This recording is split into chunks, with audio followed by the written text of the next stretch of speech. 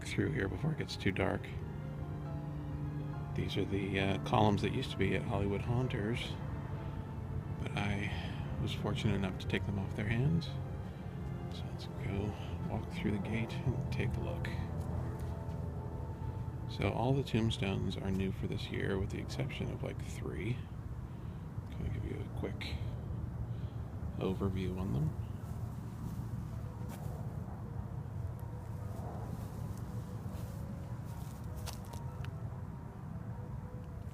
And then this monument, I ran a contest on my Facebook page to get people to submit photos of some of their favorite monuments from local cemeteries. And the woman that submitted that is actually someone who lives locally. And so she brought flowers to put in her own monument. So there's that. Walgreens skeleton. And then this is my motorized tomb. The lid just moves back and forth. If you've been following my videos, you've seen the making of video from last year.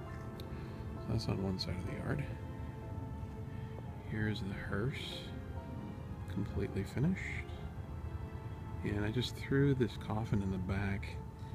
The linear actuator skeleton ended up just not working out because the peekaboo isn't designed for repetitive motion that requires very specific start and stop points. So there's the coffin on that. Just a quick overview of the hearse, although most of you have already seen it. And a couple years ago I found these cool urns, and normally they're inside on our fireplace mantle, but I brought them outside and put them in the hearse since we didn't have a chance to do the curtains. Here's sort of front view, nice and simple. And then in the back here, this is our Rona Marie tombstone, and in this window is her projection that we run at night. So there's that. And then make my way sort of backwards through the graveyard here.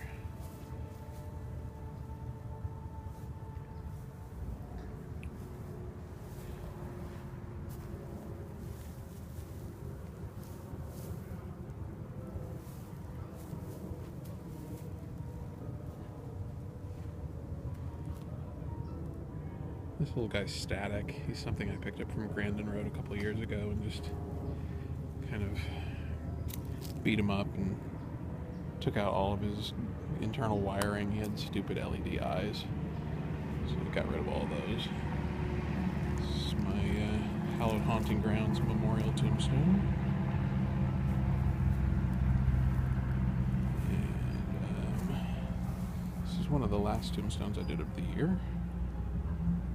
Thankfully my grass has grown in really heavy in certain spots, so it's helped to kind of hide all of my cabling for my LED spots. Like you can see, there's one right down there, and it connects to speaker wires with RCA cables, and in this case there's an RCA splitter, and that second wire goes all the way over and lights the Reveille tombstone.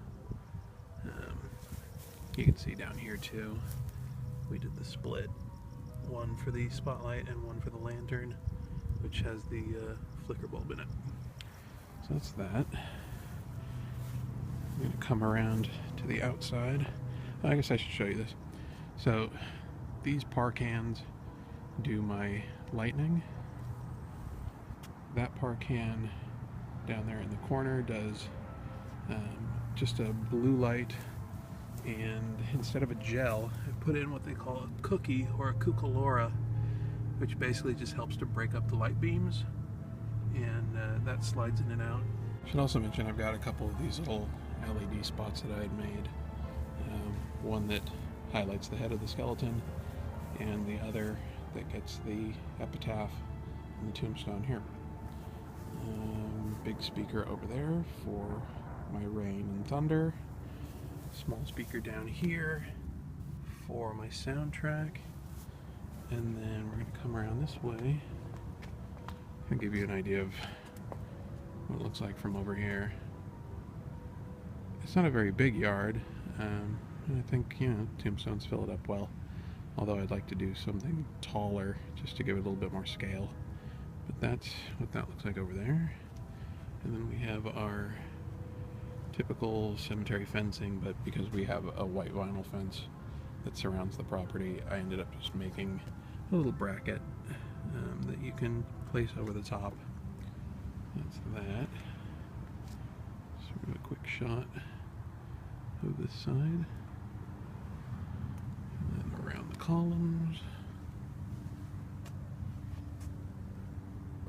And one last look at the rest of the cemetery. So there you go.